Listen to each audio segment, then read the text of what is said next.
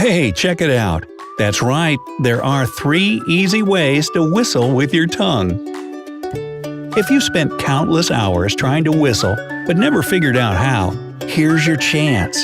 There are lots of different ways to set your tongue, lips, and fingers to whistle. Then you can make a mundane task more interesting, pass the time, and impress others, or maybe even hail a cab. Keep watching to learn how to use your tongue to create the sharp and vibrant whistle you've been dreaming of. And don't forget to click the subscribe button and turn on notifications to join us on the bright side of life. Now, are you the only person in the world who can't whistle? There aren't a lot of formal statistics to show the number of people in the world who can whistle, but an informal poll found that 67% of people asked said they couldn't whistle or couldn't whistle very well. Many non-whistlers think that whistling will always be an impossible task for them, a feat that is simply beyond their capabilities. And so, they stop trying. They might attribute this inability to genetics, the shape of their mouth, the shape of their lips, or the width of their tongue. For those who can whistle, it opens up an entire world. People whistle in all sorts of situations – at work to get through a boring task, to recreate a bird song, to hail a cab, while taking a walk, to train animals, or to express displeasure at spectator sports. Some people whistle while they perform on stage, and there are even whistling competitions. So how can you be one of them? Good news! The general consensus is that almost anyone can whistle if they follow the right technique and use the proper form. Here's method number 1. Begin by slightly puckering your lips. A good trick is to exclaim "ooh" and keep your lips in the position they're in at the end of the exclamation. Move your tongue toward the roof of your mouth and set the tip of your tongue against your 2 front teeth, like this, and then blow air out. Doing this will create a high-pitched sound. The sound will vary according to how much air you blow out. The stronger you blow, the higher the pitch. Now try experimenting by placing your entire tongue against the roof of your mouth or just the tip. Remember that the tip of your tongue should always stay against your 2 front teeth, and your lips should be puckered throughout the entire process. Some people get better results by placing their full tongue against the roof of their mouth and widening it so it touches the molars on both sides and no air touches the top of their tongue. If you master this, you can try smiling while whistling, and you'll achieve different tones. Method 2. Pull back your lips against your teeth. You should look like a smiling baby with just gums. You can use your fingers to ensure that your teeth are fully covered.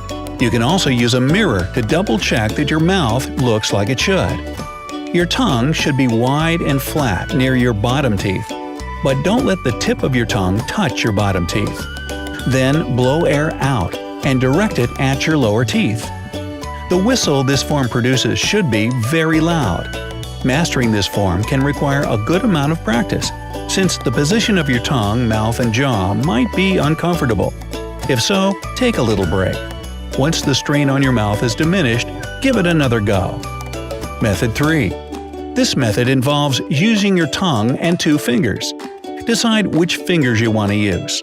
They will hold your lips in the proper position, so that you should use fingers that are strong enough to hold your lips in place and sit comfortably in your mouth.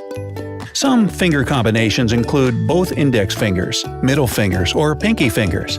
But for many, the easiest choice is the thumb and index finger of your right hand. Start by touching the tips of your tongue and index fingers loosely. There's no need to press them too tightly. Then stick out your tongue, curl it upwards, and place the tip of your joined fingers underneath the tip of your tongue. Holding that position, bring your tongue and fingers back inside your mouth right behind your bottom teeth. Wrap your lips tightly around your fingers so that the air enters and leaves your mouth only through a small hole in the middle. Now blow out. This technique is perfect for hailing a cab or making a loud sound. Experiment with different fingers till one of them does the trick. Bonus: puckering method. Well, if none of those techniques are working for you, you can always try the puckering method of whistling, which is the most common for whistling a song. This method simply involves puckering your lips, letting your tongue become relaxed inside your mouth, and then blowing out air. It's important to blow the right amount of air. If you blow too much, you won't hear a single sound coming from your mouth. The key is to be delicate about it. A tiny amount of air blown out should produce a clearly defined whistle. If you've tried these techniques and given it your all and still can't do it, it could be attributed to an underlying medical condition. Whistling involves a muscle sphincter in your throat called the velopharynx. To produce a proper whistling sound, the velopharynx needs to close off completely. Oral resonance, as opposed to nasal resonance, is achieved by the closure of this muscle. If it can't close properly, you might find it very difficult to whistle.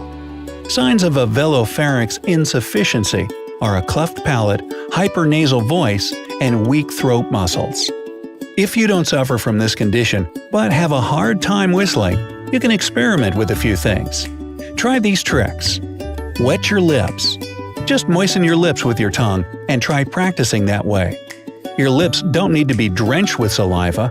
Doing this might give you the results you're hoping for. Say the number 2 to get the right pucker.